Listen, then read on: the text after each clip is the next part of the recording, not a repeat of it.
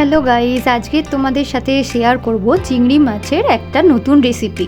তো চিংড়ি মাছ তো অনেকেই তোমরা সর্ষে বাটা দিয়ে বা নর্মাল ঝাল করে খেয়েছো, বাট চিংড়ি মাছ কখনো এরকমভাবে ট্রাই করতে পারো।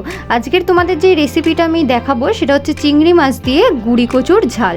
তো চিংড়ি মাছগুলোকে প্রথমে নুন হলুদ মাখিয়ে ভালো করে ভাজা ভাজা করে নেওয়া হচ্ছে। দেখো কড়াতে ভালো করে ভেজে নেওয়া হলো। তারপর ওই তেলেতে দিয়ে দেওয়া হলো জিরে ফোড়ন দিয়ে দেওয়ার পর হচ্ছে ওখানে কিছু পেঁয়াজ কুচোনো ছিল, সেই পেঁয়াজ কুচোনো দিয়ে দেওয়া হলো, দিয়ে এবং একটু পেঁয়াজটাকে ভালো করে ভাজা ভাজা করে নেওয়া হলো।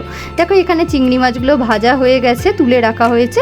তো এরপর হচ্ছে গুঁড়ি কচু আর আলু আলাদা করে সেদ্ধ করা ছিল, সেইটা পেঁয়াজের সাথে আর তেলের সাথে ভালো করে মিশিয়ে নেওয়া হবে।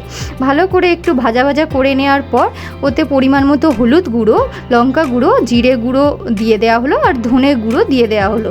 দিয়ে এবার এই গুঁড়ি কচু, আলু আর পেঁয়াজের সাথে মশলাটাকে ভালো করে নেড়ে চেড়ে অনেকক্ষণ ধরে ভাজা ভাজা করে নিতে হবে। তারপর হচ্ছে একটু পরিমাণ মতো নুন দিয়ে দেবে। নুন দেওয়ার পর একটু অল্প করে জল দিয়ে দেবে, দিয়ে ভালো করে একটু নাড়াচাড়া করে মশলাটাকে এবার একটু ওটাকে ফুটতে দিতে হবে। যখন দেখবে তরকারিটা ভালোভাবে একটু ফোটা আরম্ভ করে যায়, তখন হচ্ছে এর মধ্যে একটুখানি চিনি দিয়ে দেবে, আর চিংড়ি মাছ যেগুলো ভাজা করা ছিল সেই চিংড়ি মাছটাও দিয়ে দেওয়া হবে। তোমরা অবশ্যই বাড়িতে এই রেসিপিটা ট্রাই করো এবং ট্রাই করে বলো যে কেমন হয়েছে। এই রেসিপিটা হচ্ছে আমার দিদার রেসিপি।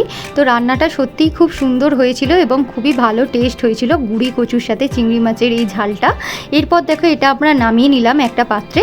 কত সুন্দর লাগছিল কালারটা, দেখো টেস্টটাও সেরকমই হয়েছিল। তারপর হচ্ছে দেখো এখানে আমি বসে পড়েছি আমার লাঞ্চ নিয়ে। সেদিন পাবদা মাছও হয়েছিল, তো এখানে শাক ভাজা ছিল, আমের চাটনি আর গুঁড়ি কচু দিয়ে চিংড়ি মাছ ছিল। আমার ভিডিওটা আজকের এই অবধি। অবশ্যই তোমরা আমার ভিডিওটা লাইক করে দিও এবং আমার চ্যানেলটাকে সাবস্ক্রাইব করে আমার পাশে থেকো।